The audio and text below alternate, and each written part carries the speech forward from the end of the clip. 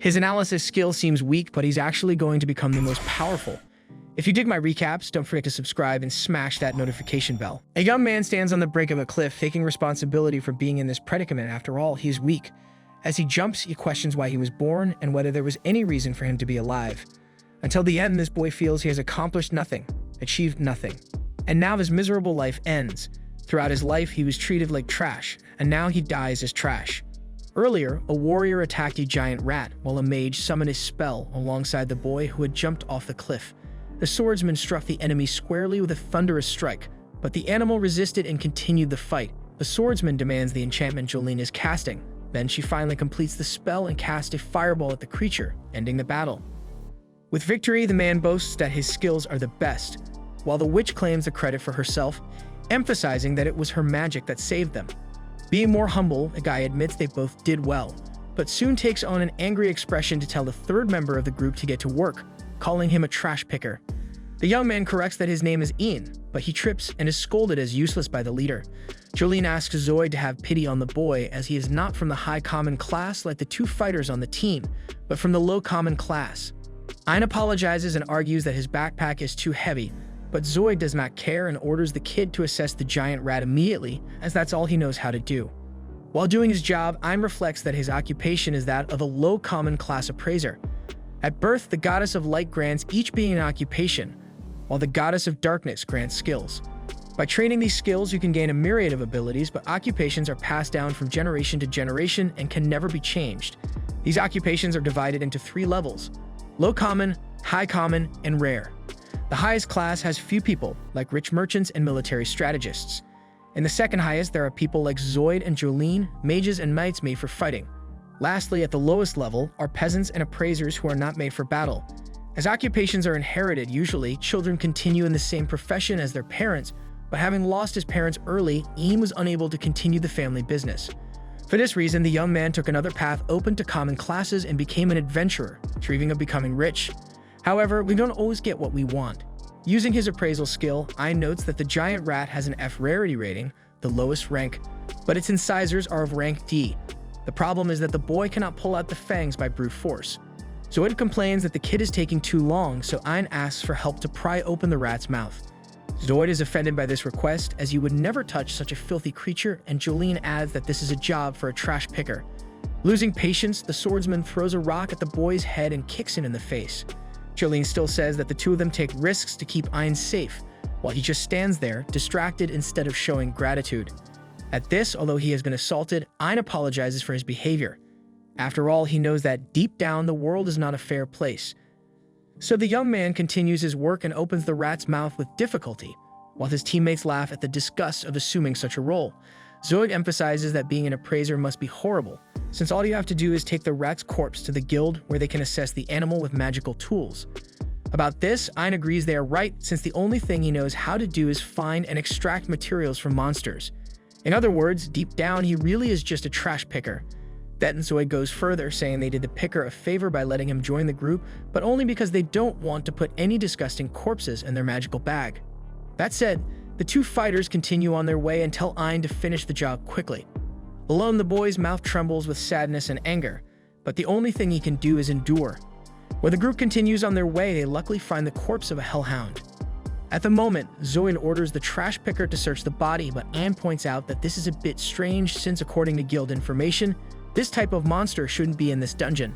Zoid doesn't want to hear any nonsense and kicks the boy onto the corpse, while Jolene celebrates that the materials from the hellhound are worth a lot. In the warrior's opinion, this calls for a drink after the expedition. Then, when they reach the inn, there might be some flirting with the mage. For his part, Ian assesses that the hellhound is a rarity of rank B. Zoid observes, amid 2 paths ahead, that there is another corpse of the same monster on the right path. Then Ian's eyes are filled with dread, as surely something is not right, since the map says there is only one way. Tired of the picker's tantrum, the leader of the group threatens to fire Ian if he refuses to proceed. Ian realizes that few groups would accept someone with his useless occupation, so he decides to continue with his current team. As the group progresses, they find several dead hellhounds, and Zoid thinks this is a treasure mountain. Ian expresses his concern again, as if an adventurer had killed all these dogs, they would have collected the materials. The leader tells the picker to shut up, but suddenly, a pack of hellhounds appears in front of them. Knowing they cannot deal with so many enemies, the humans think of a way to escape. Then Zoid has the idea of paralyzing Ian and leaving him as bait.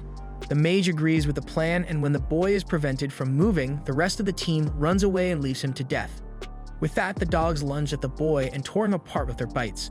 The pain was so intense that it overcame the paralysis, so Ian seized the moment to hit 2 dogs with a stone.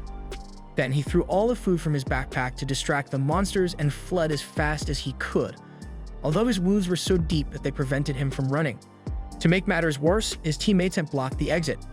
Ian found another path, but it led straight to a cliff. At that moment, Ian pondered the worst way to die, being devoured alive by hellhounds or jumping into a pit without even knowing its depth. Ironically, at the end of his life, the boy reflected that he had spent his journey bowing to vile people like Jolene and Zoid, only to end up abandoned and without any useful skills to defend himself. Regardless, the young man blamed himself for being weak and leaped. Sometime later, a sort of apparition in the form of a woman approached Ian's bloody forehead and kissed it. Gradually, the human opened his eyes and wondered if he was dreaming as he saw the female figure before him. Then, when he closed and opened his eyes again, he realized he was standing before a gigantic tree, and his wounds had all healed. Around him, an endless waterfall encircled the area. Ian examined the water and realized it was the droplet of the world tree, capable of instantly healing diseases and wounds. Upon examining the tree, he discovered it was the world tree itself, capable of producing infinite mana and living without sunlight. Ian was awestruck, for he thought this was merely a legend. Long ago, this world had only one world tree. To produce the magical energy used in daily life, beings breathe mana from the air produced by this tree and convert it within their bodies. However, it is said that the tree had dried up and no longer existed. The fact that mana was still being produced raised many questions. Scholars believe there are other world trees in different places, but none have ever been found. Remembering this story, Ian touched the tree and thanked it for saving him. Then he heard a female voice, but seeing no one around, he assumed it was his imagination. The boy felt no presence of monsters in this place, which was strangely quiet for a dungeon, and wondered what to do next. Obviously, Zoid and Jolene weren't going to send anyone to rescue their trash picker, and there was no food in this place. Therefore, before dying of hunger, Ian had to risk trying to find the only exit he could see. Thus, he bid farewell to the tree and walked towards the only path. As he turned around, the mysterious figure appeared again, but did not express itself, although it seemed to wish to. As Ian walked down the strange path, he reflected that this was a territory unknown even to his own guild, and that there might be monsters worse than the Hellhounds. Yet despite the fear, he gathered courage and moved forward, for the time of setting limits on himself was over. From now on, Ian wanted to carve his own destiny. With that in mind, he picked up a stone from the ground to defend himself and continued walking. After some time, though he expected some monsters, so far he saw nothing unusual. Obviously, Ian felt relieved and imagined he could find an exit at any moment, but suddenly, a blade passed at unbelievable speed and cut the boy's ear. In agony, he fell to his knees and reached out to grab his ear, but some fingers were ripped off by the same weapon. Soon Asahi came into view. Ian assessed the bearer of the blade and discovered it was a gremlin, a small rank as demon with incomparable speed. Without mercy, the gremlin delivered a series of blows that mutilated Ian. Unable to move due to his injuries, the boy realized that assessing the enemy's abilities did not mean he could confront it. One way or another, the gremlin positioned itself behind the human and raised its scythe to deliver the final blow. Ian clenched his eyes shut and waited for the end, but it was taking too long, so he opened his eyes and noticed that the monster had been paralyzed and then crushed by an even larger one. The giant was a death bear, a creature also of rank S. Overcome with terror, Ian could not move in the face of such a massive threat. At that moment, the bear swiped at the human's face with its claws and destroyed the boy, one of the claws tearing his eye. Ian screamed in despair from the pain and the horrific bleeding, but the torture was not yet over. Next, the death bear grabbed the protagonist and crushed him with its brutal strength, leaving the victim nearly lifeless. When the monster opened its mouth and roared, Ian knew it was the end. Then, a massive amount of blood sprayed through the labyrinth, but it was not from Ian, but from the bear. In the background, a mysterious creature complained that it had been ordered to save a mere human. Sometime later, Ian woke up in front of the world tree again, and his injuries had disappeared. Before him, a beautiful girl, as if from a fairy tale, held a cup of tea. Without saying a word, she smiled at the boy. Unsure how to react, Ian's eyes trembled with admiration as the creature who had rescued him, claiming to be the girl's mother, stated that her daughter had gone to the trouble of preparing this tea for him, so he better drink it like he's never drunk anything in his life. Filled with embarrassment, the girl offered the tea to the boy, but since he was still somewhat stiff, the mother grabbed the cup and poured the liquid down the poor boy's throat. Even so, Ein declared his love for the drink, and the blonde girl was so delighted that her ears twitched.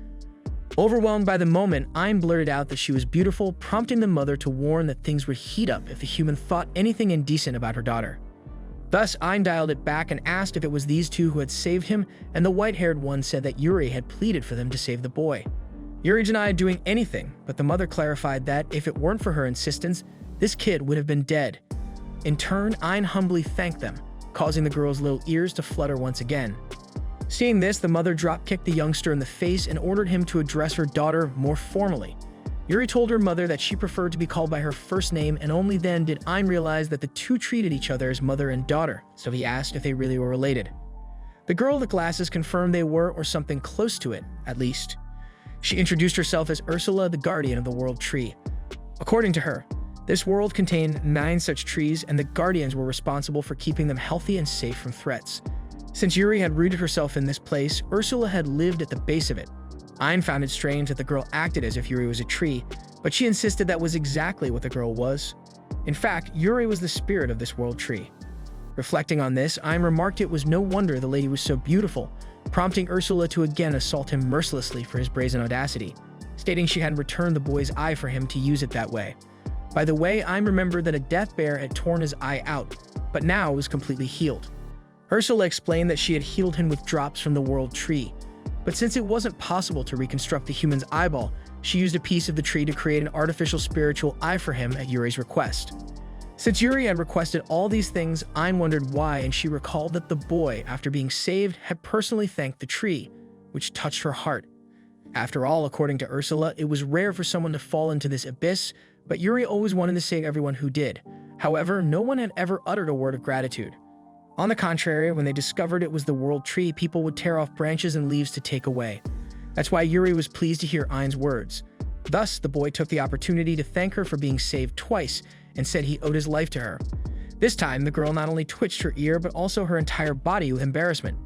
Fed up with this awkward atmosphere, Ursula told the lad to beat it, as he had been saved and there was nothing more to do there.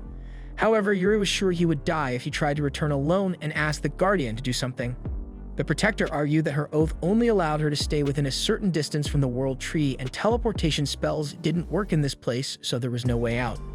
Hearing this, Yuri began to cry, so Ursula softened her heart and committed to training Ein so that he would be strong enough to leave there on his own. Touched by this opportunity, the boy hugged the two mysterious creatures enthusiastically. After pushing the presumptuous boy away, Ursula made it clear that he would be trained by the greatest sage there was, meaning no pathetic efforts would be accepted. In turn, Ein promised to give his all. Without delay, she took the new pupil to learn some tricks. He was worried she might just throw him at a monster without him knowing how to wield a sword, but the guardian explained that the traditional method, with all its theory, would take too long, and they didn't have time for that. In other words, Ein would be trained more in practice than anything else. With that, she told him to look down the corridor, but he couldn't see anything because of the darkness. The master taught that now he had a spiritual eye, and it was far from being an ordinary organ like those of humans. The secret was for the boy to be aware of this. Once he did, things would change. Focusing on this teaching, Ein remembered that his left eye had been destroyed by the bear, plunging him into darkness. However, Yuri had given light to him, and everything he would see in this world from now on was blessed by that woman behind it. With this in mind, he felt his spiritual eye warm up, and when he opened it, he could clearly see the entire corridor. With that, Ursula began the real training, summoning a gremlin for the apprentice. Immediately, the monster began to circle around its unreachable speed, leaving Ein terrified. According to Ursula, he had to dodge all of the opponent's movements.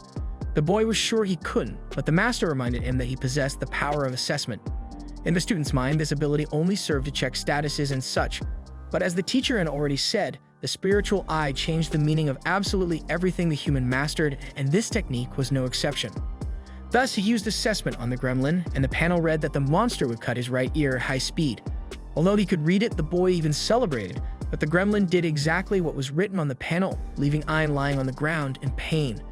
To prevent her pupil from dying, Ursula isolated the two with a magical shield and threw some drops from the world tree to completely heal his wound, reattaching his severed ear to his head. Because of this water, Ein could rest easy and literally kill himself training, because even if he died, he wouldn't really die. So the apprentice returns to practice and repeats the procedure from the first time, reading the enemy's movements, but he can't react to an attack from this creature with his current reflexes.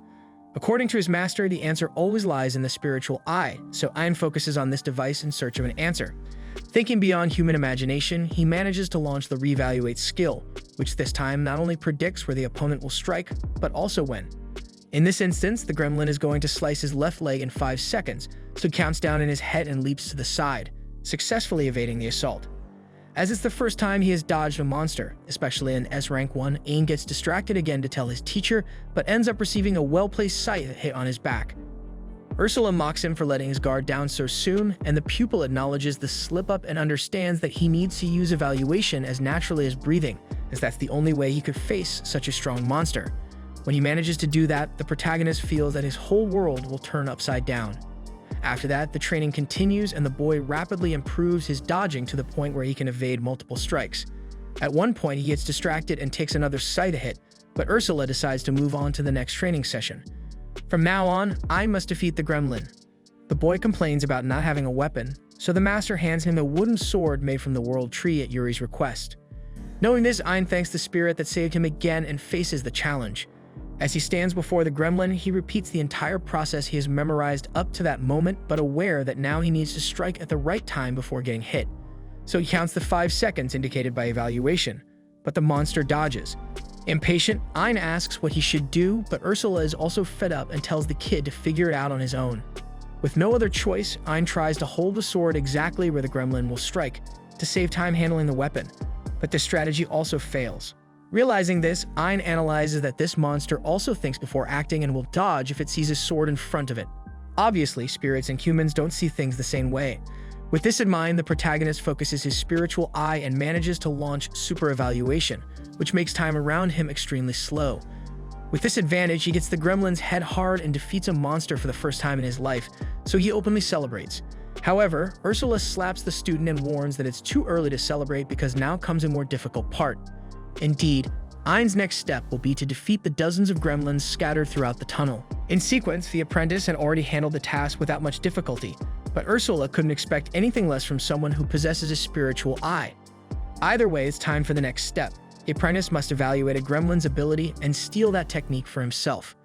Ein argues that he can only evaluate, not steal powers, but the master thinks he's talking like an amateur, as the evaluation skill was always about understanding the enemy's power and taking it for himself, especially with that left eye.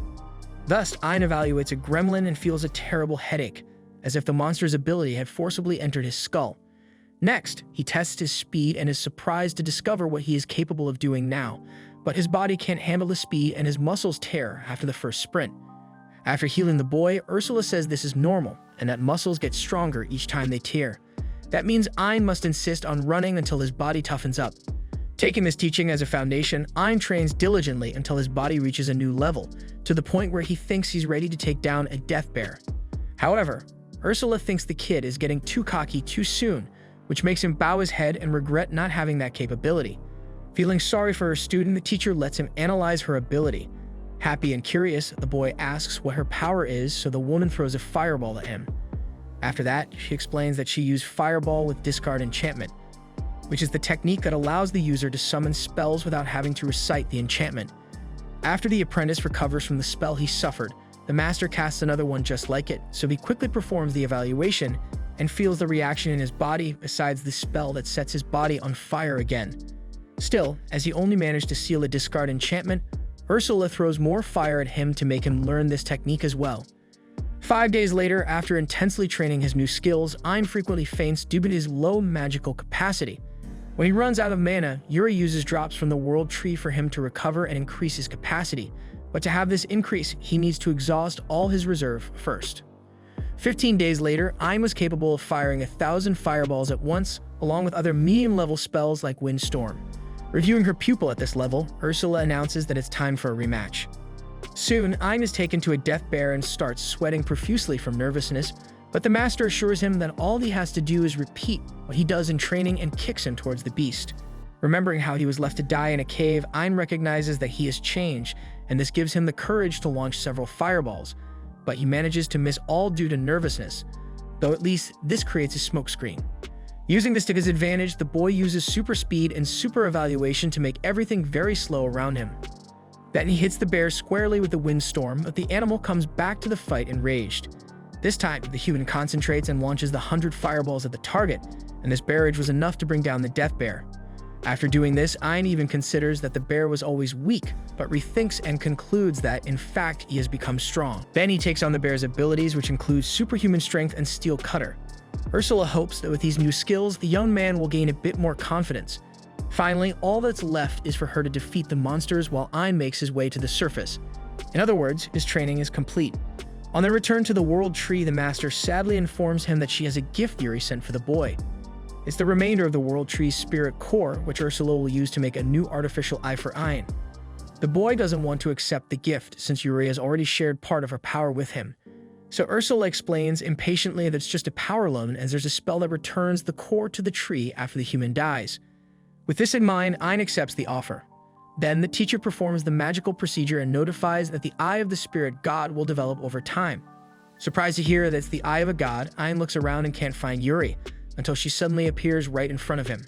He asks how she appeared out of nowhere, and she explains that she came from within his eye. Ursula adds that with the entire spirit core transplanted into Ein's eye, he becomes essentially the same as the World Tree. Moreover, it means that Yuri herself can reside within the boy's eye. By the way, the Master demands that the boy be very happy to have such a privilege, while Yuri tries to convince the human that she can be very useful, since she can heal him whenever necessary. Ein likes what he hears, but asks Ursula what she thinks about it. In response, Ursula delivers a flying kick to the guy's face, followed by a spin kick to his back, while explaining that her dream was never to entrust her daughter to just any deadbeat. Since that's the case, Ein asks why she agreed to do this. Then, she reveals that Yuri has only had her since birth, never had a friend, and always felt lonely. That's why she allowed the transfusion, because Ein might be a complete idiot, but he has a good heart and will show the world to Yuri with that eye. With that said, Ursula gives, as a parting gift, a magical mark on the boy's hand, which holds the spell Infinite Storage. He just needs to wish and he can store whatever he wants inside that emblem. To start, she passes him a spiritual sword to store, but before that, she stabs the poor guy's eye with the blade. Then, as he rolls on the ground in pain, the teacher announces that she will also give a Philosopher's Stone to the student. She shoves the stone down the boy's throat, and this makes his right eye shine. Ein asks what's going on, and she tells him that she has established a permanent bond between the eye and her consciousness. From now on, she can see everything Ein sees, so it's good for him not to get too friendly with Yuri. After all this, Ein feels ready to return to the surface, and he asks if there is anything Yuri would like to do up there, because he wants to repay everything she did for him. Without hesitation, the woman says she would like to see her family. Then Ursula takes the opportunity to explain that originally the World Tree was a single huge tree, but its branches and spirit core were divided into 9 parts and hidden in dungeons across various regions. With that in mind, Ein extends his hand to Yuri and announces that the two will travel the world and seek her family. Embarrassed, the girl asks if this won't be troublesome, but he assures her it won't, especially since he also wants to meet her family. With that said, a spiritual being bursts into tears, while Ursula herself cracks a smile, this time at the interaction between the two. Finally, the human continues his journey towards the surface until he is unsure whether to take the left or right path at a certain point. Suddenly, Ursula's voice tells him to take the left as she has assessed an escape route for him, and he just needs to follow the arrows she just drew. Besides that, there's an enemy approaching, a viper with anything but mild venom. Ein asks if the Eye of the Spirit God can evaluate all this, and the Master confirms it can. Sometime later, with the snake decapitated at his feet, Ein ponders that he is now capable of killing even S-rank enemies with ease. Ursula tells the guy to stop boasting and to quickly steal the creature's abilities. In the midst of this process, she mentions that he will gain resistance to status effects and solvent venom. Used to feeling excruciating pain every time he takes techniques from a dead enemy, Ein already grips his head tightly and braces for what's to come. But to his surprise, no pain arrives. Yuri appears at the same moment to tell him that she healed the boy immediately, which means he will never again suffer those pains. Overjoyed, Ein makes it a point to say that he is grateful for having met Yuri, and these sweet words leave the girl in a state of emotional combustion. Later, Ein encounters a huge and threatening door, which he will have to cross by any means if he wants to reach the surface. At this point, Ursula explains that each dungeon has a monster they call the boss, and that each dungeon is like a living being that consumes people, and a living being has a heart, which can be called the core of the labyrinth. Of course, the dungeons cannot allow their hearts to be destroyed easily, and that's why they place the strongest creatures to protect it. Hearing this, Ein reflects that Yuri and Ursula have become strong enough to defeat S-rank monsters, but even these strong monsters should not be compared to the bosses. Thinking about this, the boy begins to tremble. Then Yuri appears, holds his fist, and assures him that everything will be okay. With this in mind, Aim reflects that he is no longer the guy who runs away desperately, scavenging trash while waiting for death. Now he is an evaluator who has received the divine blessing of the World Tree. Keeping this in mind, he opens the door and faces the heart of the dungeon, the core of the labyrinth. At that moment, a huge circle of invocation appears on the ground before him and Yuri. After the invocation process, a gigantic and menacing creature emerges. Ain asks Yuri to enter his eye, while the boy advances towards the boss with the conviction that he will win. At the same time, Ursula offers tips on how to defeat a creature of that size. Due to the size difference, she suggests getting close first, which the human does. Then she warns that the human will take a hit in 2 seconds, so Ain braces himself, using his superhuman strength to stiffen his arms and absorb the monstrous punch's surreal damage. Obviously, the impact was too great for a calm defense, and Ain nearly buckles under the pressure of such force. In the nick of time, Yuri rushes to heal the boy. Meanwhile, Ain reflects that his former self would have been quaking in fear by now. But he's no longer that person. Activating the dissolving venom on the monster's hand, he melts it completely. Enraged, the monster uses its left hand to repeatedly attack, but Ain narrowly escapes death, though he knows he won't win this fight easily. Realizing this, Ursula sees that things aren't going well and allows the use of the maximum level magic she taught him, since he has enough mana to cast this supreme spell at least once. With that, Ain begins casting the skill, and after a few seconds, unleashes the Nova Strike against his target, causing a devastating explosion in the boss room. As the dust settles, a crater is left in the floor with the monster reduced to dust inside it. Ain wonders if he has won, unable to believe it was possible, while Yuri appears to say that was truly incredible. Despite what he had done, Ain acknowledges to himself that he could never have won without his friend's help. Thus, he holds Yuri's hand and says it was all thanks to her. Quickly, Ursula intervenes and sends the boy to check the golem. Upon doing so, he gains various abilities like Gravity Well and Immovable Fortress, but the teacher draws his attention to the core. Appearing beside the human, she explains that his left eye is now essentially the World Tree, so she can teleport to him whenever she wants.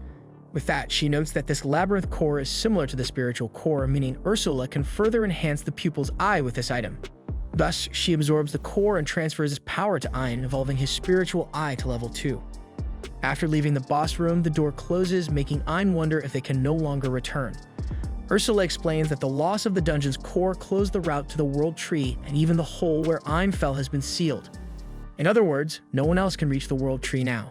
Knowing this, the trio continues their journey to the surface. Meanwhile, in the city, Zoid, the leader of Ain's former group, drinks alongside 2 companions and pretends to be saddened by Ain's death to the hellhounds of that dungeon. According to him, the boy sacrificed himself for the rest of the team. Another man asks why a garbage picker would do that, prompting Zoid to feign an outburst and scold the man for not calling him that because Ain was a brave guy who died protecting his friends. Internally, Zoid laughs about the situation, especially since the only person who knows the truth is dead and can't tell anyone else. He continues his dramatic act in front of his friends until Ian appears behind him and asks who died. Zoid spits out his drink in shock and asks how the kid escaped death, to which he replies that he defeated the dogs. Zoid grabs the former companion and asserts that he could never have killed those monsters, while one of the friends asks why he isn't happy, since the one who saved his life returned alive. At that moment, Ain corrects them by revealing that Zoid and Jolene paralyzed him and left him as bait for the hellhounds. Hearing this, everyone in the tavern turns against the adventurer's wicked action and assaults the man in every way, until Ain himself protects the former leader, arguing that what matters is that he's still alive. Internally, Ain reflects that despite everything, Zoid was the only one who accepted him into a group, since Ain had always been a useless outcast, and it was because of that abandonment he suffered that he met Yuri and Ursula. Thus, the protagonist approaches his former companion and thanks him for everything. With that, everyone around is stunned by the attitude of the man who was left to die, to the point of thinking that Ain is not the same person. Days later, the boy gains new abilities after defeating the boss of a dungeon near the capital and evolves his eye again, now able to read anything written. On the way back, he regrets not finding any World Tree, although he knows it will be very difficult to find one. Amidst this, the group hears a carriage being attacked ahead, so they rush to help and eliminate all the enemies attacking the humans. After saving the people, Ain approaches to check if everything is okay, and a surviving girl looks at the boy's face and falls in love, hugging him tightly and calling him a hero. The man beside her introduces himself as Jasper, head of a commercial company, and informs that the woman is Claudia von Gaden Miga, the third princess of this kingdom. Afterwards, the princess gathers her rescuers at her mansion to thank them, and also takes another opportunity to hug the hero, but this time Yuri steps in to prevent it. On impulse, she justifies that she did it because she is Ein's wife. So Claudia responds that there's no problem, she can just become the second wife. To further scramble in the protagonist's mind, Jasper also offers to marry him, emphasizing that he is the head of a guild called Gino Company. As he leads all the guests to a place, Ein comments that the products of this company are everywhere. Soon, they arrive in a room filled with precious jewels, and Jasper states that his mission is to protect all the jewels of the world to preserve their shine forever. Moreover, the man notices that Ein's left eye is spiritual and asks if he has heard the legends about it. A long time ago, the World Tree was on the surface. To seal Mictaren, the demon lord of calamity who tried to destroy the World Tree used all its power and eventually withered, leaving behind its spiritual cores. Incidentally, Jasper had been looking for one of these cores for a long time, and suddenly, Ein appeared in his life. Because of this, he wishes to marry the boy. Ein was ready to refuse, but Ursula pulls him aside and reminds him that this guy has information about the Tree of Life, not to mention endless wealth. Setting aside that crude opinion, Ein offers only his friendship to Jasper, who accepts it readily, at least for now. Moreover, the businessman invites the adventurer to live in his mansion, mentioning that one day it will be the home of his new husband. Trying to keep the conversation serious, Ein says he can obtain the spiritual core and asks for clues on where to find it. Sometime later, the group reaches the secret dungeon Jasper mentioned, and Ein hopes one of Yuri's sisters will be there. The girl seems worried, so he asks her to calm down, promising to do everything to reunite them. Inside, the man walks until he comes across a dead end. Then, Ursula explains that the wall has a teleportation spell and that Ein can enter the dungeon by touching it. When he does, the young man encounters a vast forest within the labyrinth and is utterly astonished.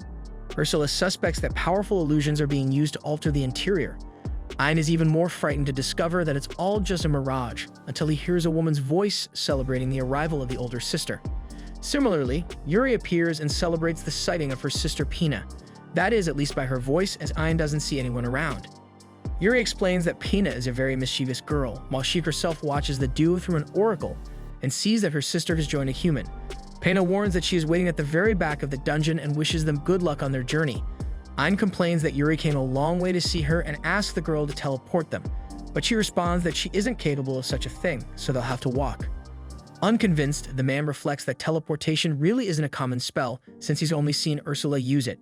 Meanwhile, Pina adds that she's placed lots of traps in this dungeon she built, not to mention the monsters scattered all over.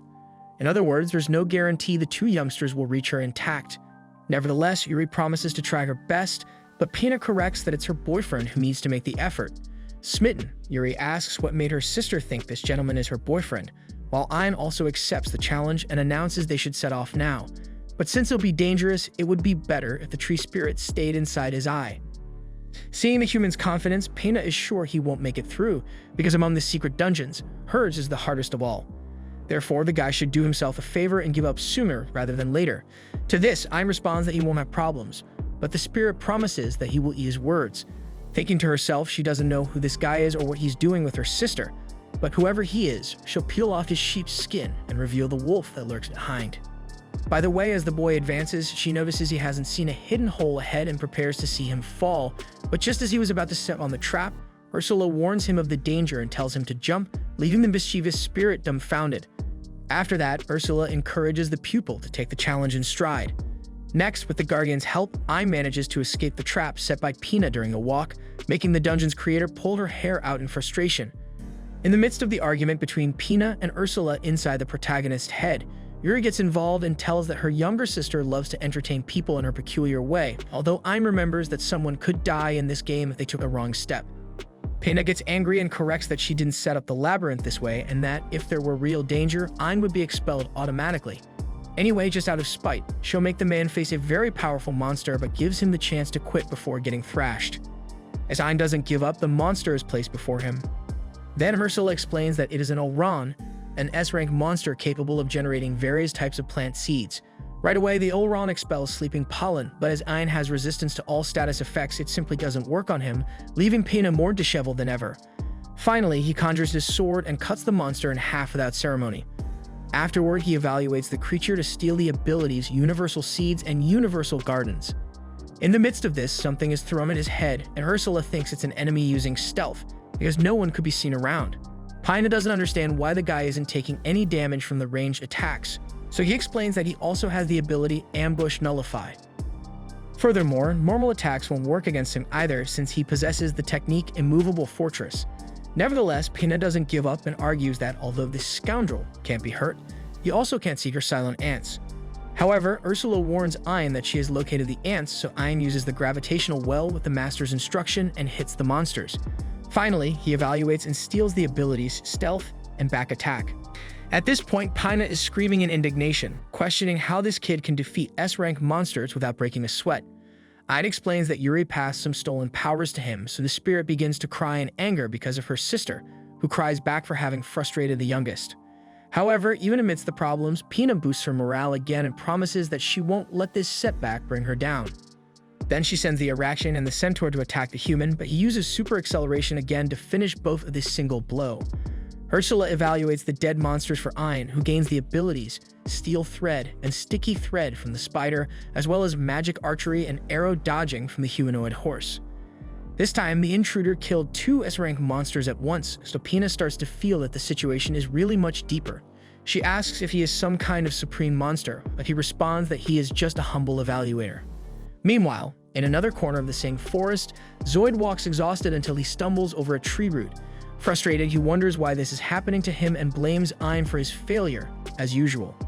Hours earlier, when he arrived at the tavern, the patrons glared at him coldly, having gained a bad reputation after it was discovered that he left the group's item collector to die in a dungeon.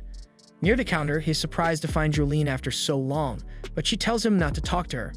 2 men approach and comment that they heard Zoid had cast a paralyzing spell on Ein and thrown him to the wolves. Zoid says it was Jolene who cast that spell, so the mage fakes crying and lies that Zoid forced her to do it. The woman's former companion tries to argue that it's all an act, but everyone is irreversibly against the man, and they throw him out of the tavern. Angered, Zoid kicks a barrel and says all these guys would do the same in his place, but they still insist on judging him this way. Honestly, the adventurer just wished Ein had died so he wouldn't have to go through what he's enduring, but all he can do now is tackle a high-difficulty solo mission. One so challenging it will improve his reputation when completed. With this in mind, the adventurer accepts a mission to hunt a rank C monster in a dungeon created by Pina. Even though he knows it's tough to come out alive, the man sees no other option to regain his credibility among the other guild adventurers. Hearing a noise, he jumps and almost despairs, but quickly recovers and leans against the wall to rest. Having done this, he is unwittingly teleported to the forest where he meets Een. Realizing he's in a secret dungeon, Zoid knows he must face monsters as formidable as those hellhounds, but he has no choice but to prove his worth. However, as soon as he begins his journey through the woods, he falls into a hidden hole filled with spikes and is certain he will die during the fall, but in fact he falls back to the beginning of the dungeon. At that moment, Pina explains to the challenger that he doesn't die in this dungeon designed by her. Therefore, he can try again whenever he wants. Thus, the man claims to have lost his fear and keeps trying repeatedly, regardless of the number of attempts necessary, even if it means dozens or hundreds of times. After a long period of failures, the adventurer keeps at it, even though he is tired and wounded. At that time, he encounters a gigantic reptile on the way and draws his sword, but suffers a harsh blow that severely injures his left shoulder. In agony, Zoid hears the voice of the dungeon spirit once more, asking if he wants to give up and be teleported out.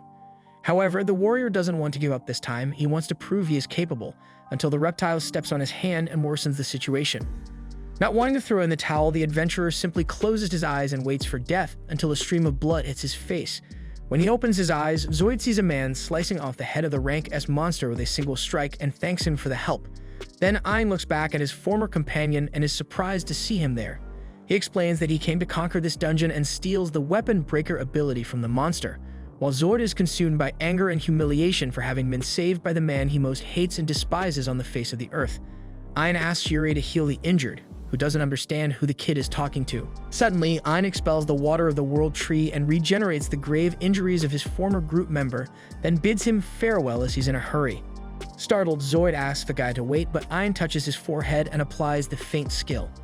As he loses consciousness, Zoid hears the trash picker tell Pina that he has given up and needs to be taken out of the dungeon. Further ahead, Ein proceeds to the boss gate, and Pina warns that whoever doesn't defeat the boss doesn't win the prize. For his part, Ein thought the world tree would be sealed if he killed the boss, and Ursula adds that this won't be a problem as long as the human destroys the labyrinth's core. Now understanding, the adventurer crosses the gate, arriving in another jungle on the other side. Hearing the ground tremble, Ein quickly floats to get a panoramic view of the space, and Ursula explains that it's as if the enemy were on the ground itself. Suddenly, a colossal turtle emerges from underground, making Ein react on impulse with several fireballs, which barely tickle the creature. Amid this, Ursula senses a familiar energy in the room but doesn't have time to explain as her pupil is attacked again. As the water ball approaches, Ein slows down time with super evaluation and uses parry on the projectile to throw it back at the attacker, but once again no damage occurs. Thinking about what he can do to defeat such a strong monster, Ein gets distracted and is crushed by a stomp. However, the truth is that he didn't move on his own because he already suspected that this monster was just an illusion. With this certainty, he activates the dispel ability with a snap of his fingers, ordering the monster to reveal its true form. Thus, the turtle disintegrates, showing it was just a small and harmless animal. The most impressive thing, however, is that this little creature even altered Ein's evaluation reading. Now that he can properly evaluate it, Ursula is shocked to discover who it really is. Not knowing this yet, Ein asks if he needs to finish off the creature, and she insists he should, just out of spite. The boy makes an emotional appeal to spare the poor thing, then the mischievous spirit relents and finally gives up. Thus, Ein's group reaches Pina, who receives a hug from Yuri, and teases the human who tortured her up to that point. Yuri protects his partner, so the younger sister jokes that her sister is falling for the mysterious adventurer. Afterwards, she comes clean and asks to accompany the group, having grown tired of staying underground. In any case, she promises to give her spiritual core to Ein. Everyone agrees, so it's decided that Pina will join the team. At the same time, the turtle reveals her human form and introduces herself as Kuroheim, the guardian of Pina and daughter of the Black Turtle, the four sacred beasts. Having said that, she affectionately calls Ursula Little Ursula, leaving Ein astonished at how this tutor reveres this guardian. Politely, he asks Kuroheim to allow Pina to join the team. The girl agrees but admits she would like to ask a favor of little Ein. Handing a philosopher's stone to the adventurer, Kuroheim explains that she would also like to accompany the group, and this stone will make it possible. Moreover, she reveals that her ability is Barrier, something that will undoubtedly be useful on their journey. As everyone agrees, Kuroheim asks Ursula to add Pina's spirit core and the philosopher's stone to Ein's artificial eye. Later, as everyone excitedly discusses their adventure expectations, Ursula finishes processing the core and transfers it to Ein's eye, upgrading it to level 4. Observing the new team members, the boy feels that things are about to get more exciting with more people around, and most importantly, Yuri seems happy. However, there are still 6 sisters to be found, and it is up to him to find them all. Meanwhile, Zoid awakens at the start of the dungeon with a droplet of water falling on his face and starts crying upon realizing he has been saved by the former scavenger of his group. The next day, Jasper accompanies Ian to sell items from their mission. According to the noble, they are likely to be wary of counterfeit goods, but with him there, everything will be fine. Moreover, the surrounding adventurers are surprised by the presence of the wealthy Jasper merchant, who is warmly received by the guild's countergirl. She asks what the boys need, and Ein awkwardly responds that he would like to sell some items he collected in dungeons. Jasper adds that after the sale is complete, he intends to buy those items from the guild himself. The receptionist requests Ein's identification and is puzzled when she sees he is merely an F-rank evaluator, since it's very unlikely for an adventurer of that level to defeat monsters. Suspicious, she asks if Jasper is being deceived. Besides her, the surrounding adventurers judge the boy for his low class, prompting Jasper to ask Ein to show the items he brought.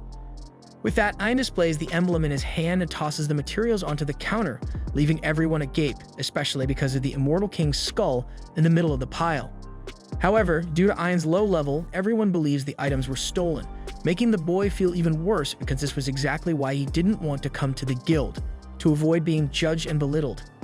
However, a woman enters the guild and orders everyone to stop the nonsense, as it's foolish to judge someone by their guild position. Speaking of positions, the attendees are shocked when they notice the arrival of Megan, the master of the capital's guild.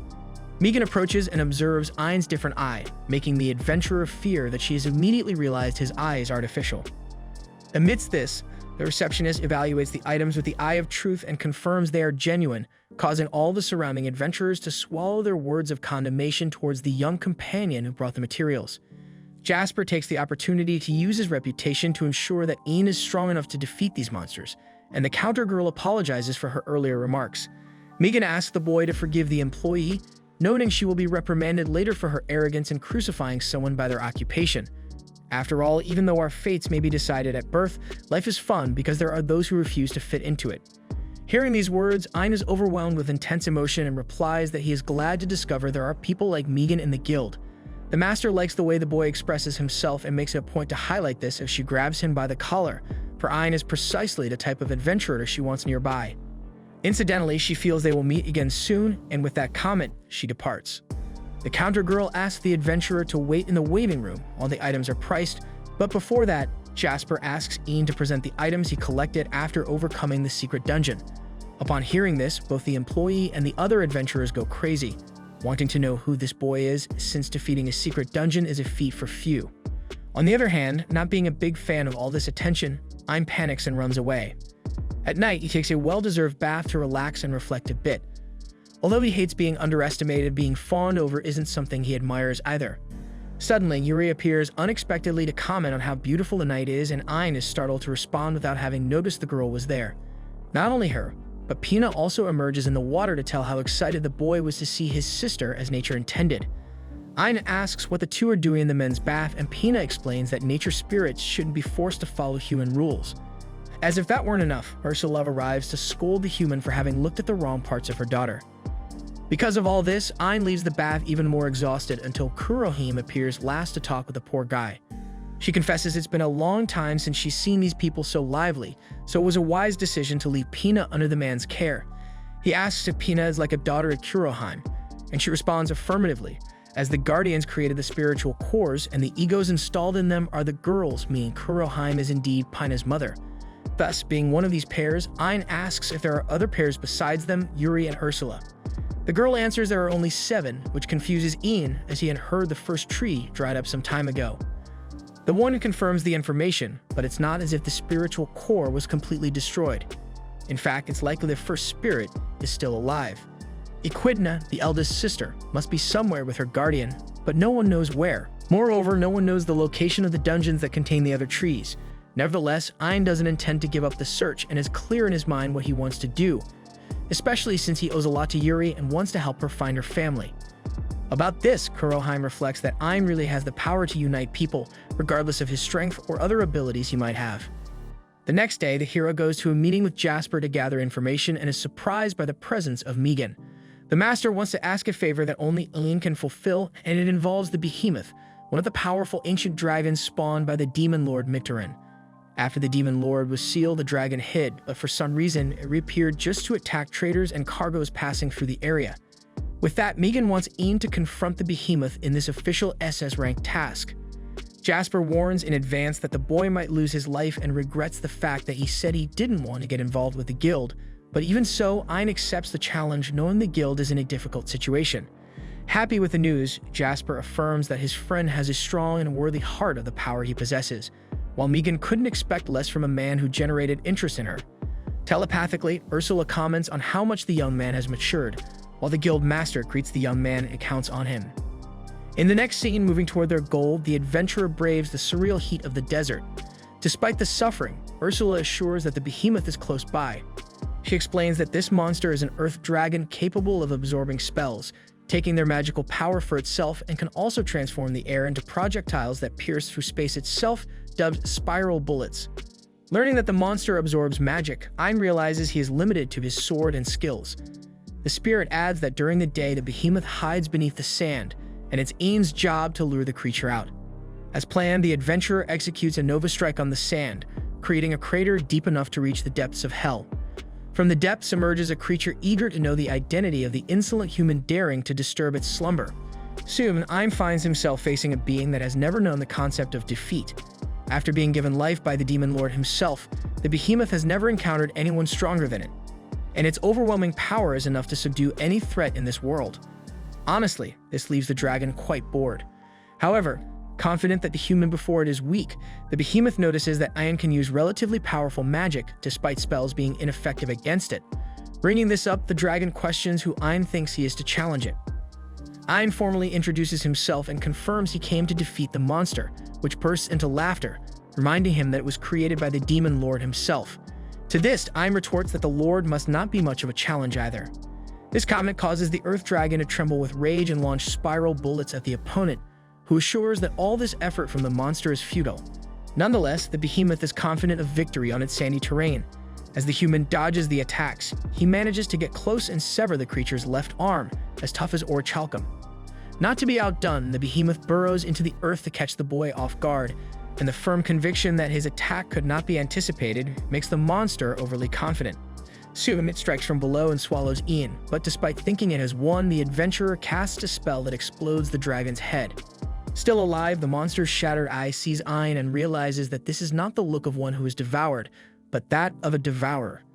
At that moment, the behemoth finally understands the concept of defeat. Though completely flayed, and asks how the human managed to win. Ian explains that he simply cast an ultimate spell inside the opponent's body because his assessment indicated that the behemoth could only absorb magic through its outer skin. By the way, Ian didn't explode along with it because he activated a barrier just before the blast. Since they're on the subject, the human asks if the dragon hadn't noticed the illusion spell he used when they first met, after the behemoth went underground and had only been chasing Ian's mirage. Without a doubt, a truly powerful monster would have realized it was just an illusion, meaning Ian believes the behemoth lost due to its arrogance towards the human race. Finally understanding how it was defeated, the monster watches its body disintegrate like black sand toward the sky, while experiencing feelings it had always wanted to relish, like pain, suffering, agony, and defeat. Honestly, the dragon hadn't thought it would be so hard to deal with the sensation, especially that of the imminent death that approached like a horse down a hill as it spoke. After the behemoth's departure, Ursula asks why the human seems shaken, and Ian confesses that the dragon was indeed wicked. But having been created by the demon lord, he wonders how the creature would have been under different circumstances, and moreover, what Ian himself would be like if he had never encountered the world tree. Lacking patience for philosophy, Ursula responds that such a creature would never change its nature and tells Ian to assess the defeated's abilities. Upon doing so, the boy is impressed with the quality of the techniques learned, including the spiral bullets. Likewise, Yuri, Kuroheim, and Pina arrive to boost the boy's morale, but he responds that this was only possible because of the strength they give him.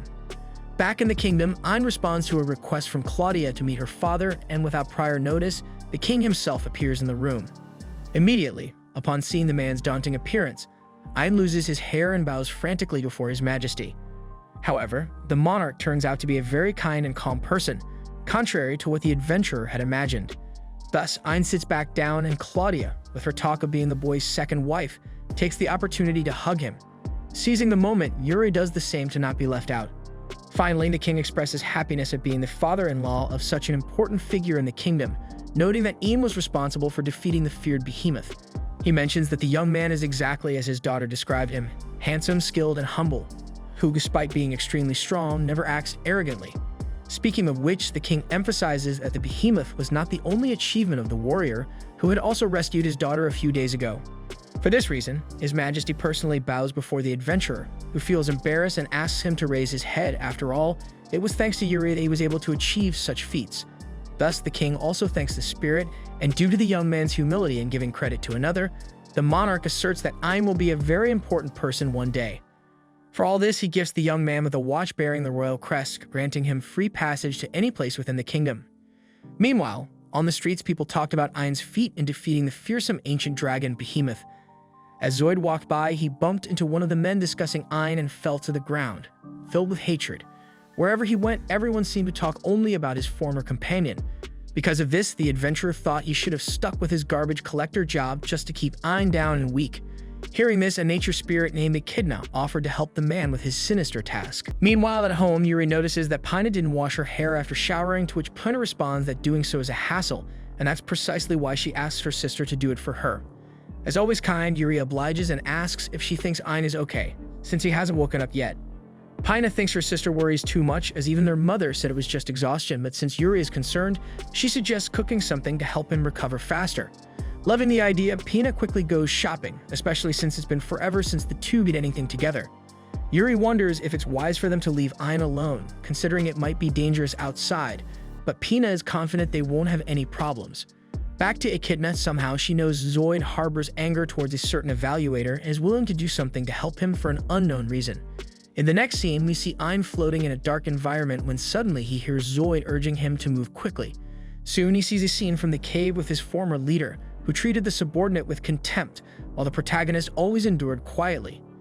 In another scene, back at the Adventurers Guild after a random mission, Ian receives a small amount as a reward of the smile on his face.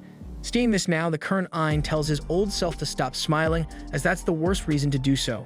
Moreover, Zoid told him to be grateful just for receiving anything, as people like Ein are not worth a single coin, being always the weakest in the group and perpetually at the bottom. In the next scene, Ein sees hellhounds devouring him completely and realizes this would have been his fate if he hadn't met Yuri. Suddenly, Ein's corpse reanimates to say that the boy was lucky to have gained that spiritual eye. It's not that he became stronger himself.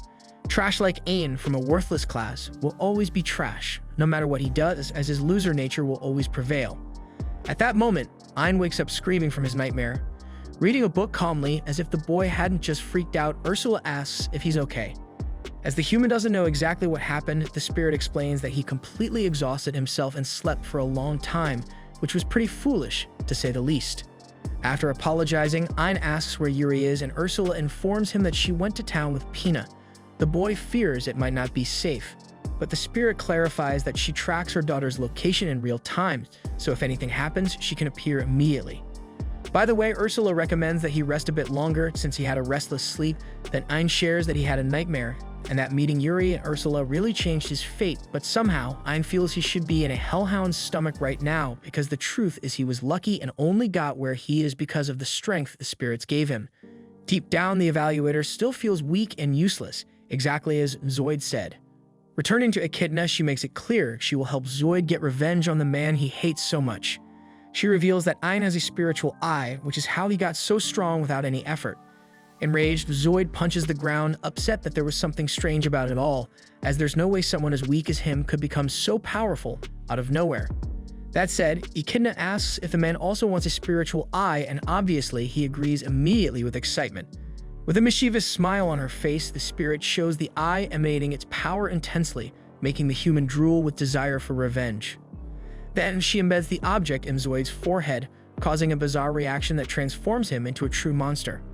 Unconcerned with his new horrifying form, Zoid leaps incredibly high and notices his body feels extremely light, as if he had left a heavy human shell behind, giving way to a powerful force emerging within his new body.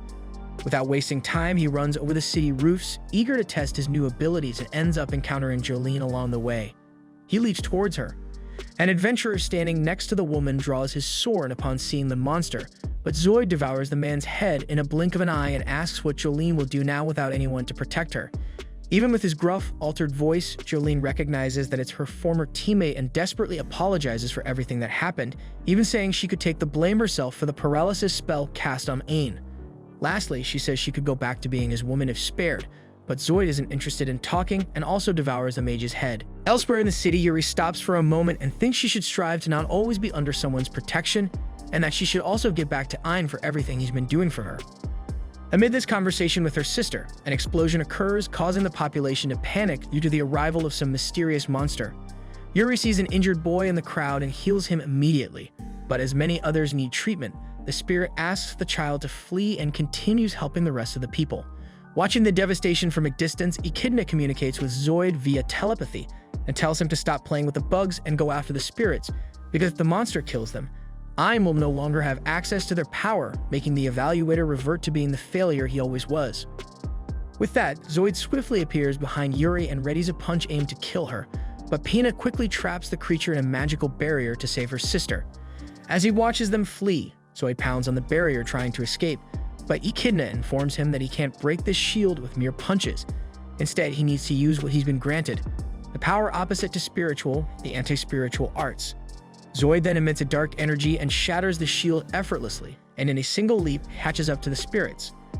Once again, Pina uses her barrier to block the monster's path, but using his anti-spiritual strength, Zoid not only breaks through the protection, but also lands a heavy punch on Pina. With the girl down, the monster grabs Yuri and condemns her to death for giving so much power to someone as useless as that assessor.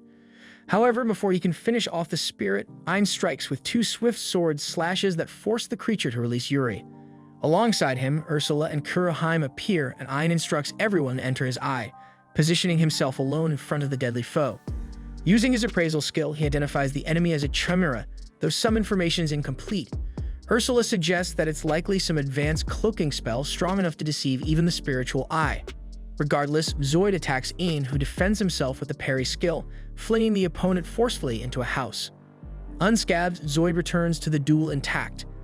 Ain conjures a magical barrier, but Pino warns that such tricks are ineffective against this adversary.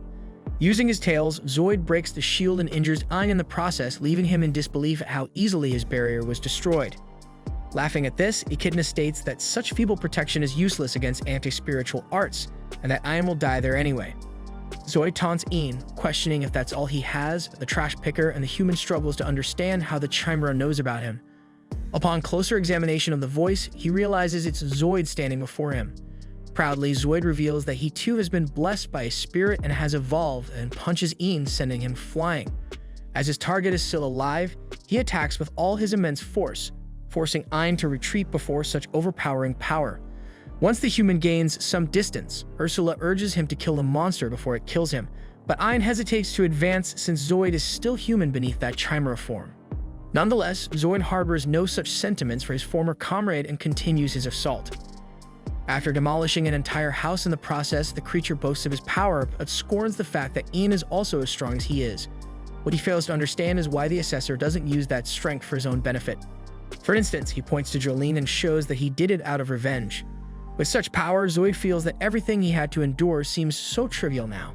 By the way, Ain can pretend to be a saint all he wants, but Zoid knows that the former trash picker wants revenge on the old leader. Enraged, Ain loudly declares that isn't true, yet the appearance of his corpse questions his assured response, asking if the boy is certain of it. After all, Ain is low class and worthless. Everyone treats him as a joke and only ever called him a trash picker. By the way, the apparition continuously repeats this derogatory nickname in his head, forcing the boy to cover his ears, but in vain. His reanimated corpse claims that Ain is just like the monster before him, and Zoid adds that they are not different in nature, as they are both willing to do anything to stay alive with no dignity or pride. Even though he has become stronger, Ain remains human trash, as always. At that moment, Yuri steps out of the spiritual eye to defend her friend, correcting that he has always been strong and kind, and not someone who holds grudges. Ursula does the same, instilling in the young boy that he became extremely strong, not just because of his abilities, but also through the maturation of his heart, and that he has been using his power to help those in need. Unlike Zoid, Ain has never hurt anyone weaker. On the contrary, Ain always wanted to repay the power granted by Yuri, and this courage to do what is right wasn't inherited from any spirit, but something he has always had and cultivated within himself. The apparition reappears and urges the boy not to be deceived, claiming she knows Ain much better than anyone. For her part, Yuri asserts that if today she can be there again and be close to her family, it's because she met Ain. Thanks to him, she was also able to change her destiny. After hearing these words, Ain breaks down in tears, realizing he truly has become strong. Nevertheless, Zoid and the apparition insist that the human is nothing more than a useless worm. Just like them, Ain responds that admitting that would be much easier, as he always found it awful that everything in this world is predetermined by the occupation you have, and he was one of those people who had the worst talent and the worst job. Indeed, it was Yuri and Ursula who made him strong, and this strength made the boy continue denying who he is. Even so, these nature spirits believe in him, and Ain feels a great desire to repay that trust by becoming the Ain they always believed in. With that, Ain emanates a spiritual force so potent that it sends his macabre apparition back to the darkness, making even Zoid tremble before such insane energy. Ursula is proud to see that the man has finally come to his senses and become a true guardian, while Ain vows not to hesitate from now on, as he needs to become strong enough to protect everyone. As the man acknowledges his strength, Ursula teaches him that now he is capable of using 100% of the spirit's power. Still believing in his strength, Zoid ignores the event and attacks, but Ain repels the monster with a punch so powerful it throws him an unbelievable distance. Unsatisfied, Zoid charges at his opponent again, who conjures up a magical barrier once more, imagining this move would be as futile as always. The monster thought he would easily break the shield like the other times, but his strike proved ineffective. Ursula explains that the blessing Zoid received seems to be only 10%, meaning he is now Ain's plaything. He is no match for Ain. Desperate, Zoid asks for more power from the nature spirit that had helped him, and Echidna indeed grants more strength to the Chimera, which undergoes an even more bizarre reaction in his body. Drooling, the monster asserts he is the strongest, and with this confidence he resumes the offensive against Ain, who conjures his sword and promises to end this by emitting a blue energy around his body. Soon, as Zoid approaches, the human delivers the fatal blow that disintegrates the Chimera once and for all. Afterwards, Zoid finds himself kneeling in a kind of spiritual plane until Ain appears and extends his hand to his rival. Feeling defeated, Zoid questions why Ein continues to try to save him in this way, and the former garbage picker responds that he doesn't need reasons to do it. Sincerely, the loser admits that it's precisely this aspect of Ein that irritates him so much as he continues to act arrogantly when he's nothing but weak. Unshaken by these harsh words, Ein teaches that it's not wrong to help people if you are weak, and that you don't need to remain without courage just because you don't feel strong enough. Honestly, he's tired of thinking otherwise and just living on the run, and that's what made him change completely. And if Ein can change, Zoid certainly can too, and he can start by taking the hand extended to him. For now, that's enough. Hearing all this, Zoid hesitates for another moment, but as he sheds a tear on his face, he grips the hand of his former companion. Back in the real world, Ein analyzes that someone must have taken advantage of Zoid's weak heart to grant him power, but he doesn't understand who did this and why. As night falls in the capital, Echidna returns to the battlefield, has become the city center, and collects the spiritual eye she gave to Zoid. With this, she also manages to recover Ein's combat data, which was her plan from the start. In fact, the only thing that was unexpected is that Zoid didn't die. At least she sealed his memories when he became a demon, so there's no chance of that leaking. Putting that aside, the spirit acknowledges that it was very clever of Ein to imbue Yuri's purifying power in his sword strike. That said, she asks Mictorin to hang in there because she's going to bring this being back. The following day, Yuri approached Ein while he was sipping tea and, blushing, managed to blurt out a request for a kiss.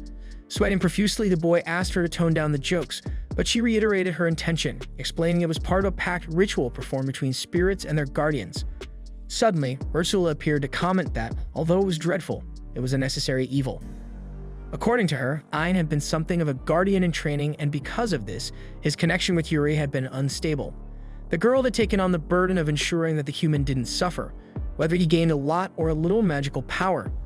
Realizing he hadn't noticed this, Ein stood up and apologized for causing such inconvenience. Ursula added that now that Ein had awakened as a guardian, a proper connection had been established between him and Yuri, and the ritual was necessary to reinforce this bond. Since it was a ritual, Ein imagined it must be something akin to a knight swearing allegiance, so it was nothing out of the ordinary. However, he noticed Pina and Kuroheim were straight ahead and eager to see this event unfold, which embarrassed him. Pina nudged the two and asked for some space. Kuroheim complied without protest, though Pina thought the older guardian was too relaxed, knowing a stranger was about to kiss her daughter. Ursula responded that Ein was no stranger and the ritual was just a kiss. If it went beyond that, he would be a dead man. With that, Ursula left the room along with Pina and Kuroheim, leaving the two key figures of the ritual alone. Since it was Yuri's first time kissing someone, she asked the young man to be gentle, then puckered her lips in an almost juvenile manner. Ein was startled as he had assumed it would be a kiss on the hand, but as a proper guardian he gathered his thoughts and reminded himself that his spirit needed it. He slowly moved closer, but his nervousness caused him to trip and accidentally land a kiss on her forehead, causing a strange glow that filled the room.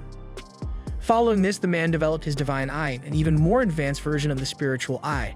Meanwhile, Yuri reached a level of happiness so stratospheric it seemed she might ascend the walls to the heavens. Meanwhile, Echidna arrived at a gloomy mansion and was greeted by a humanoid bird named Baron Falco. She announced that she brought a decree from the demon lord ordering Falco to kill Ein. Even though it was a royal decree, the Baron didn't understand why he had to personally take care of a mere primate. Echidna explained it might seem trivial, but this kid was strong enough to solo the ancient dragon behemoth. Falco was unimpressed and remarked that these dragons were only slightly smarter than ordinary creatures and nothing compared to demons like them. Echidna flattered Falco, saying it was because of this confidence that she and the demon lord trusted him so much. Clearly, the flattery worked easily on the bird, who was moved by the attention. Echidna took the opportunity to clarify that only he could complete this mission, and Falco committed to achieving the goal and entered a portal to the human world. Using his strong winds ability, the bird crossed the sky at such an unbelievable speed that he became invisible to the naked eye. Within seconds, he approached the primate who had slain Behemoth and formally introduced himself as a member of the 5 classes of demonic nobility. Announcing his intent to kill a human, Ein asked the guy to keep it down because people were sleeping. Falco was infuriated by the boy's insolence and attacked Ein with his sharp claws, but the young man slapped the bird's face, sending him flying far away. Bleeding from the beak, Falco couldn't believe his quick attack had failed, while Ein appeared before the winged demon and belittled him for being of the Baron class, the lowest among the nobles. With a spiral bullet, the human caused severe bleeding in the enemy, who suspected this overwhelming force came from Ein's eye. As he threw the target to the ground, Ein evaluated the strong wind's ability and discovered Falco was only after him, not the girls, so he released everyone from his eye. Seeing the bird demon bleeding on the ground, Pina commented that Ein had truly become a guardian and had already surpassed Ursula in strength, but Ursula made sure to push the kid to the ground and put him in a leg lock to prove she hadn't fallen behind. The next day, Ein went to the castle and reunited with Claudia, who was delighted by his presence. He expressed his desire to see the Forbidden Library, a vast archive of texts exclusive to the royal family. Having received a silver watch with the emblem of the king himself, Ein could now access places he had never imagined. Soon he reached the entrance to the desired location, and Claudia informed him that only those approved by the king and the librarian could enter, meaning she would have to stay outside. Ein had the king's permission but didn't know how to gain the librarian's approval. Claudia told him he would gain permission if he managed to get through the door, so the young man did just that and assumed there was no issue. With that, he called Yuri to accompany him, but the spirit ended up hitting some kind of invisible barrier that blocked her entry. Ursula appeared to announce that the bond between her daughter and the human had suddenly broken, and moreover, she couldn't teleport into the library. Seeing that even Ursula couldn't break through, Ein decided to stay alert and proceed alone.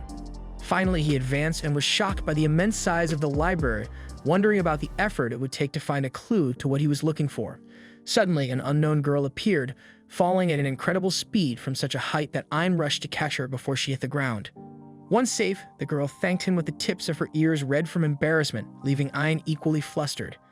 The girl introduced herself as Alice and explained that she was just reading when she fell without realizing. As a librarian, she knew exactly where each book was, so she returned the one she was reading with a magic wand. Ein thanked her for allowing his entry, but maintaining a somber expression, the girl lowered her head and asked why the man had come to this place. He informed her that he was researching secret dungeons because he wanted to help someone important find their family. So Alice hands a book to the human containing the information he needs. After that, she asks if Yuri is alright, leaving Ein surprised since he hadn't even mentioned the girl's name. In turn, Alice recognized Yuri's spiritual eye. After all, she too is a spirit of a world tree. Hours later in the next scene, Ein is with his companions in a dungeon suggested by the librarian, but he doesn't think this place looks secret. Yuri doesn't believe her older sister brought them here by mistake, so the human decides to go back and ask Alice personally. He regrets that Yuri can't join them, but promises to find a way. In this case, the spirit is pleased and places her trust in the guardian. Meanwhile, at the library, Alice's mother doesn't understand why her daughter is spying on this girl with her 1,000-mile eye. Besides, she questions why she didn't give the man the book about their secret dungeon, as she wants to see Yuri and the others. Actually, Alice admits that she is scared just thinking about getting involved with the outside world, and since she doesn't have the power to fight, all she can do is observe from afar. After all, the world is full of humans, a race she dislikes quite a bit since they were the ones who killed her sister Echidna. Her mother argues that Ein is not like the others, but understands that perhaps her daughter doesn't fully trust him. Speaking of which, hours ago when Alice had revealed that she was a spirit of a world tree, her mother appeared, complaining that her daughter never notifies her when she has visitors because the guy didn't even get a welcome tea. She introduces herself as Asahi, guardian of Alice and daughter of the Red Bird. Moreover, she notices her daughter is happy with this guy's presence and makes it a point to emphasize this, as it's an event not seen for a long time. Looking at the little girl's sad face, Ein wonders how anyone could see joy in those pufferfish dead eyes. Anyway, he mentions that Yuri and Pina are waiting outside, but Asahi explains that unfortunately, her daughter cannot meet her sisters here, as this place, although it appears to be, does not exist within the king's castle. In fact, they are in a completely separate secret dungeon, and a portal connecting the 2 points allows for back and forth travel. However, their portal is quite different from others. First, only humans can pass through. Second, only humans authorized by the king and Alice, because this place holds all the country's secrets. In exchange for using the magical power of the World Tree to protect this place, the two spirits can stay there and read all the books they want. However, if Alice or Yuri pass through the portal, the centuries-old pact is immediately broken. In short, if Alice wants to see her sisters without breaking this pact, Ein needs to find this dungeon another way and enter through the right path. Ein asks what happens if he just takes Alice out of there now, but her mother explains that it's not that simple, as her daughter is fragile and wouldn't last long outside, and it's pointless if she doesn't want to leave of her own volition. Since that's the case, Ein asks the girl directly if she wants to see her sisters, and as she doesn't respond, the human deduces that the spirit is afraid, though she wants to. After all, entering a new world really is frightening, and Ein says this from personal experience, as he himself has been terrified by it. However, with the help of Yuri, Ursula, and the others, the man gathered courage, and just as he managed, Alice can also take the first step, because if that happens, he will be right there to support that decision and safely take Alice to her sisters. Having said that, Ayn asks for the spirit's trust and questions if she would like to go with him, but as the girl remains silent, he understands that she might not trust someone so suddenly. But he commits to finding the location of this library by investigating the secret dungeons in the book Alice handed over. Fast forward to the present moment, Akahane says that Alice doesn't need to leave if she doesn't want to, but it seems she really liked that boy, since her ears don't lie about her feelings. Embarrassed, Alice admits she's read about this in books many times. When she looks at Ain, her heart races. She feels so happy that her chest hurts and her black and white world fills with vibrant colors. About this, her mother says that there are things you can't learn just by reading books and only experience can teach us. Therefore, she advises the girl to go with the human because if anything happens, she can always come back. At that moment, Ain arrives at the library looking for answers and Akahane encourages her daughter to gather the courage to take the next step. Soon, Alice affirms that she trusts Ain and confesses her desire to be taken to the outside world. With that, the man picks up the spirit and immediately takes her outside. Akahane follows the two and shows the spiritual core of her daughter. Without it, she cannot stray from there. Moreover, as Akahane cannot use teleport magic, she hands a copy of herself to Ain to protect the little girl. With everything set, the group heads to meet her family. Everything was going well at first, but Ain soon realized he had underestimated Alice's lack of physical endurance. After all, it didn't take long before the poor girl started to falter on the trip, so he carries her on his back and continues the journey. Unable to rely on Ursula's help, the human does well against numerous challenges and defeats the ranks as creatures that cross his path. At one point, Ain faces a samurai in a well-balanced duel and realizes he will lose if he responds only with sword techniques, so he throws his katana at the opponent, who dodges the projectile and throws his own sword behind Ain's. With the way clear, Ain advances with his blink strike, delivering a fatal kick to the samurai and ending the fight. Surprised by the reaction of the spirits to the human's strength, he evaluates and obtains two skills from the rival: Expansive Cut and Draw Sword Attack. Alice touches Ain's face and Akahane explains that she's worried about him getting hurt. The man takes the girl's hand and assures her that everything is okay, leaving Akahane jealous and thinking to herself that this guy is a natural womanizer. Then the group arrives at a massive gate and Ain asserts that they are close to the surface. Noticing Alice's sadness, Akahane suspects it's because once they leave, Ain will no longer need to carry her on his back. Ain assures her that he would gladly carry her anytime she wishes, which visibly relieves the girl.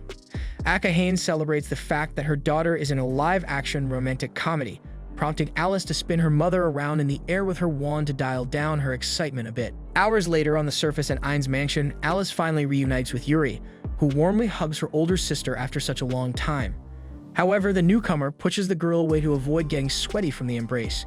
Meanwhile, Akahane chats casually with Kuroheim, and they affectionately call each other Aka and Kuro, respectively. When Aka talks to Ursula, Ain clearly notices the hierarchy among the Guardians speaking volumes as Ursula visibly acts as if the other were her superior. Since she couldn't hug her older sister, Yuri does so with Ain and thanks him for bringing more of her family together. Seeing Alice's jealousy over the hug, Peanut teases the purple-haired girl by hugging the boy in front of her deliberately, but leaves his right arm available for anyone wanting to sneak in. Yuri announces that this spot will be hers, but Alice steps forward and gives Ain a big hug, prompting Peanut to tease her even more. As Ain asks the teaser to go easy, Peanut wonders if he is defending Alice because he's in love with her, which sends all the spirits in the room into high alert, leaving Ain suddenly backed into a corner. Hey guys, the source will be in the comments. Make sure to subscribe to the channel so you don't miss the upcoming videos. See you.